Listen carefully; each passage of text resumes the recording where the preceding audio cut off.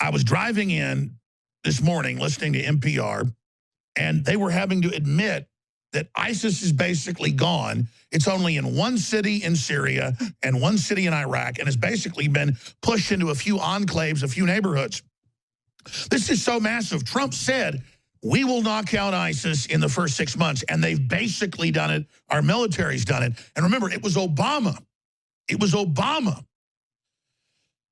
with Hillary and with the Arab Spring and with the CIA and with NATO and with France that openly pushed the Arab Spring and turned all those countries over, from Libya to part of Syria to Egypt to Sunni-backed rebels out of Saudi Arabia, Qatar, and other areas. This is incredible. Our government did this, and there's Trump saying, Obama did it, but now it's my problem. I take responsibility. We're dealing with it. Total leadership. And then it hit me. And I said, Roger, we got to, get in here and get on air and talk about this, because this is the big enchilada. It's the same thing with North Korea. It was the Clintons on record that gave them the reactors, the missile secrets. Even the New York Times admits that. They're the ones that caused the current weaponization with Kim Jong-il and his son, Kim Jong-un, and Trump's cleaning that up again and getting the Russians to do something and getting the Chinese to do something, because he's straight shooting him. He's not a globalist playing countries off against each other, and they respect that. What he's done with ISIS and our military has done is incredible. But there aren't victory parades. He never told people he was even going in. He doesn't tell them when he's coming. It's so refreshing and real. It just boggles the mind that he's killing globalism and the strategic tension where they try to create the crises and create the boogeymen. It's amazing. And he wants reciprocal business deals that are good for both sides. Roger, I just wanted to come in here and talk about that Trump and our military have pretty much defeated the rebirth of al-Qaeda, 20 times bigger, known as ISIS. Instead of elements of our CIA and others working with radical Islam, he's saying, no, we're not selling out Europe and the U.S. to this. No, we're not bringing in millions of military-aged men. 10 million's enough already in Europe, UN's numbers.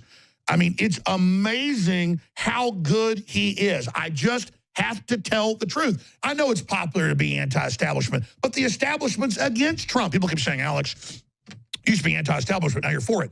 He's our beachhead. We're in the fight of our lives. This is history happening. Roger, we're teleprompter free. We didn't script this breakdown. Am I accurate? I think you're right on the money. What bothers me, Alex, is, or I should say annoys me, is the president's not getting the credit he deserves.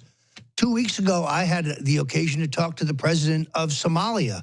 There, the Trump-led attack on the ISIS insurgency, the local insurgency called al-Shabaab, has the radicals on the run.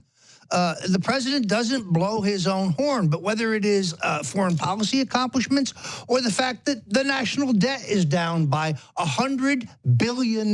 Incredible. No, it's only been going up and up and up and up forever. In the same time period. Wait a minute. That's even bigger. And I remember seeing that, and no one's even talking about it. But in the same time period, the national deficit was up $600 billion under Barack Obama. This reminds me very much of Ronald Reagan, the S&P. Hitting record levels. He gets no credit for that. So he's turning around the national economy. He's got ISIS truly on the run, and he's not getting the credit for it. I mean, he's got them KO'd. I mean, now they've gone from saying they're invincible to now whining and complaining and playing victim. Yeah, it's true. You've got a different breed of cat in Donald Trump. He's not about bragging about his accomplishments. He's about turning around the situation. And he's not getting from the mainstream media the kind of credit that I think he deserves.